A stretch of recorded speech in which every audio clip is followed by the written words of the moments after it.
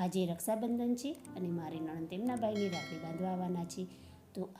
તો ખાસ મેં સ્ટફ સોજીના ગુલાબજાંબુ બનાવ્યા છે.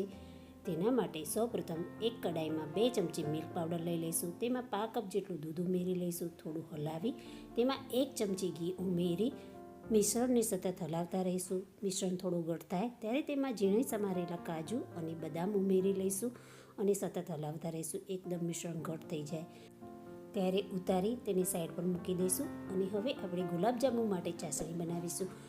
1 કપ ખાંડ 2 કપ પાણી ઉમેરી ચાસણીને ઉકળવા દઈશું. મિશ્રણને આપણે એક પ્લેટમાં કાઢી લઈશું. ચાસણીને હું બીજા ગેસ ઉપર ઉકળવા મૂકી દઈશ અને ફરી એ જ કડાઈમાં આપણે 1 કપ સૂજી ઉમેરી લઈશું. તેમાં 2 કપ ભરી દૂધ ઉમેરી બધું સરસ મિલાવી મિશ્રણને સતત હલાવતા રહીશું.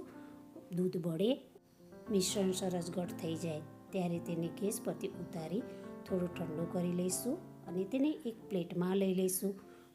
તેમાં 2 થી 3 ચમચી જેટલું મિલ્ક પાવડર ઉમેરી બધું બરોબર મિલાવી લઈશું. તૈયાર મિશ્રણને થોડી વાર મસળી લઈશું અને સ્મૂધ લોટ તૈયાર કરી લઈશું. ચપટી ફૂડ કલર લઈ તેમાં 2 ટીપા જેટલું પાણી ઉમેરી ફૂડ કલર ઓગાળી મિલ્ક પાવડર અને કાજુ બદામવાળા મિશ્રણમાં મિલાવી લઈશું. તૈયાર સોજીનો લોટમાંથી થોડો લોટ લઈ લઈશું. તેને પણ સ્ટફિંગમાં મિલાવી સ્ટફિંગમાંથી નાના નાના લુવા તૈયાર કરી લઈશું. હાથમાં થોડું ઘી લગાવી લઈશું. તૈયાર સોજીના લોટને થોડો મસળી લઈશું.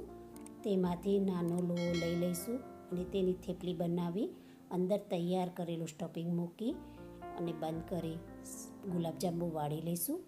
હું લંબગોળ ગુલાબજાંબુ બનાવીશ. તમે ચાહો તો ગોળ પણ બનાવી શકો છો. અને આ રીતે બધા ગુલાબજાંબુ બનાવી તૈયાર કરી લઈશું.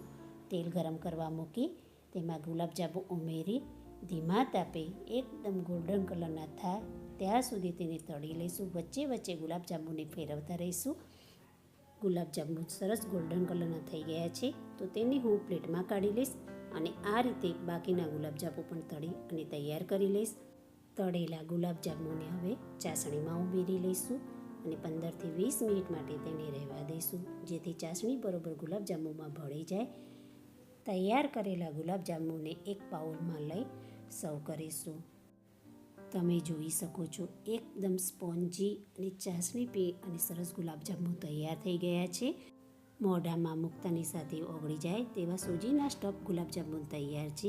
એકવાર આ ગુલાબજાંબુ બનાવશો તો માવાના ગુલાબજાંબુ પણ ભૂલી જશો તેવા સરસ બને છે.